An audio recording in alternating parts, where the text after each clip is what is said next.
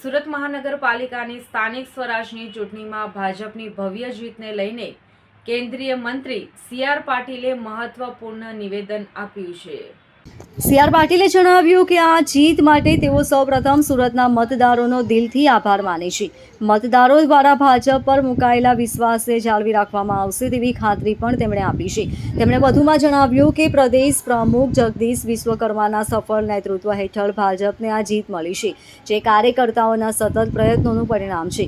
સી.આર. પાટીલે આ જીત માટે દેશના પ્રધાનમંત્રી નરેન્દ્ર મોદીના માર્ગદર્શન અને નેતૃત્વને પણ મહત્વપૂર્ણ ગણાવ્યું અને તેમનો ખાસ આભાર માન્યો. તેમણે વિશ્વાસ વ્યક્ત કર્યો કે ભાજપ ફરી એકવાર વિકાસના કામોને વધુ ગતિ આપશે અને લોકોની અપેક્ષાઓ પર ખરી ઉતરશે. આ ઉપરાંત ભાજપના તમામ કાર્યકર્તાઓના અવિરત પરિશ્રમને બિરદાવતા સી.આર. પાટીલે તેમની પ્રશંસા કરી અને આ ભવ્ય જીત માટે તમામને શુભેચ્છાઓ પાઠવી હતી. અને મહાનગરપાલિકામાં ભવ્ય જીત થઈ છે. સુરત શહેરમાં પણ 120માંથી 115 સીટ મહાનગરપાલિકામાં જીત્યા છે અને એ રીતે આખા ગુજરાતની અંદર ભારતીય જનતા પાર્ટી જીત તરફ આગળ વધી રહી છે. એના માટે હું માનનીય પ્રધાનમંત્રી શ્રી નરેન્દ્ર મોદી સાહેબનો, શ્રી અમિતભાઈ શાહ સાહેબનો, મુખ્યમંત્રી શ્રી ભૂપેન્દ્રભાઈ પટેલ,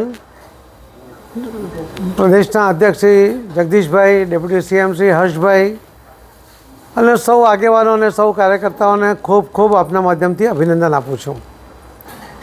કાર્યકર્તાઓએ કરેલી મહેનત એ રંગ લાવી છે અને સુરતની અંદર 30 વર્ષ પછી પણ ભારતીય જનતા પાર્ટી 120માંથી 115 સીટ જીતે. ગયા વખતે જે 93 સીટ હતી એમાંથી 115 એટલે વધારીને જે ભારતીય જનતા પાર્ટીએ જીત હાંસલ કરી છે એ જ બતાવે છે કે લોકોને ભારતીય જનતા પાર્ટીના કામ કરવાની પદ્ધતિમાં વિશ્વાસ છે.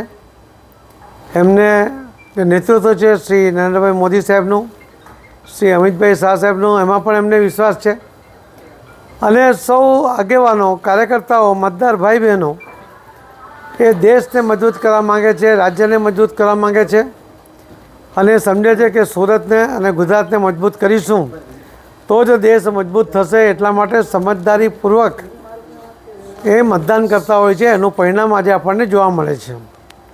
આખા ગુજરાતમાં જે રીતે તરાહ ચાલી, ઇલેક્શન પહેલાં જે નિવેદનીય નેતાઓ હતા એ જે નિવેદનો કરતા હતા કે એમને લાગતું હતું કે ગુજરાત એમના ખિસ્સામાં છે, પણ ગુજરાતના મતદાર ભાઈ બહેનોએ બતાવી આપ્યું છે કે ગુજરાતના મતદાર સમજી વિચારીને પોતાના ભવિષ્યને પણ ધ્યાનમાં રાખીને અને દેશ અને રાજ્યની પ્રગતિને પણ ધ્યાનમાં રાખીને એ મતદાન કરતો હોય છે. ગુજરાતનો મતદાન સમજદાર છે અને એટલા જ માટે ભારતીય જનતા પાર્ટીને દરેક ક્ષેત્રની અંદર આખા ગુજરાતમાં ભવ્ય જીત મળી છે.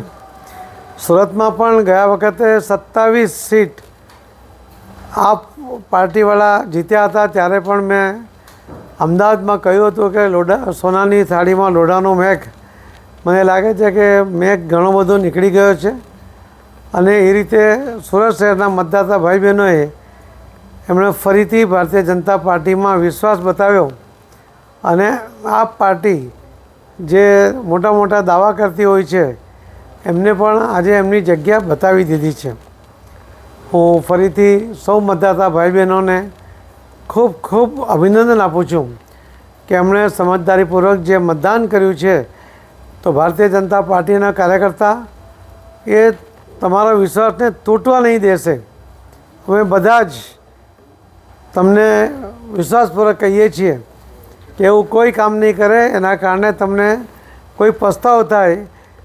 ભારતીય જનતા પાર્ટીનો કાર્યકર્તા અને ચૂંટાયેલા પ્રતિનિધિઓ પણ આ શહેર માટે, રાજ્ય માટે અને દેશ માટે તમારી સાથે રહીને કામ કરતો રહેશે એવો વિશ્વાસ અપાવું છું. આપ સૌ ઇલેક્ટ્રોનિક મીડિયા અને પ્રિન્ટ મીડિયાના મિત્રોએ પણ ઇલેક્શન સુધી જે સતત મહેનત કરીને વાસ્તવિકતા શું છે એ લોકો સુધી પહોંચાડી, એનાથી પણ ખૂબ મોટો ફરક પડ્યો છે. એટલા માટે પણ હું સૌ પત્રકાર મિત્રોને, ભાઈ બહેનોને પણ ખૂબ ખૂબ અભિનંદન આપું છું, ધન્યવાદ આપું છું. ધન્યવાદ. સર, આમ આદમી પાર્ટીની ફક્ત 4 જ સીટ આવી છે 27માંથી, શું કહેશો?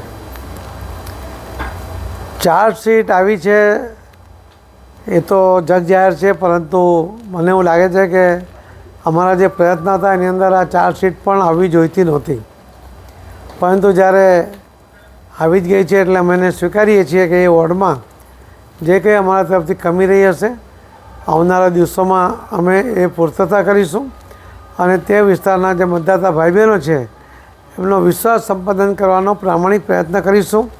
અને એમને હું આપના માધ્યમથી કહેવા પણ માગું છું કે સુરતમાં કોર્પોરેશનમાં કોંગ્રેસને 4 અને કોંગ્રેસને 1 અને આપને 4 જે સીટ મળી છે એ વિસ્તારના મતદાર ભાઈ બહેનો પણ વિશ્વાસ અપાવીએ છીએ કે તમે ભલે અમને મત નથી આપ્યા, અમારી પેનલ ત્યાં હારી છે, પરંતુ અમે તમારા વિસ્તારમાં તમારી માંગણી મુજબ, તમારી ઈચ્છા મુજબ બધા જ કામમાં સાથે રહીને કામ કરીશું.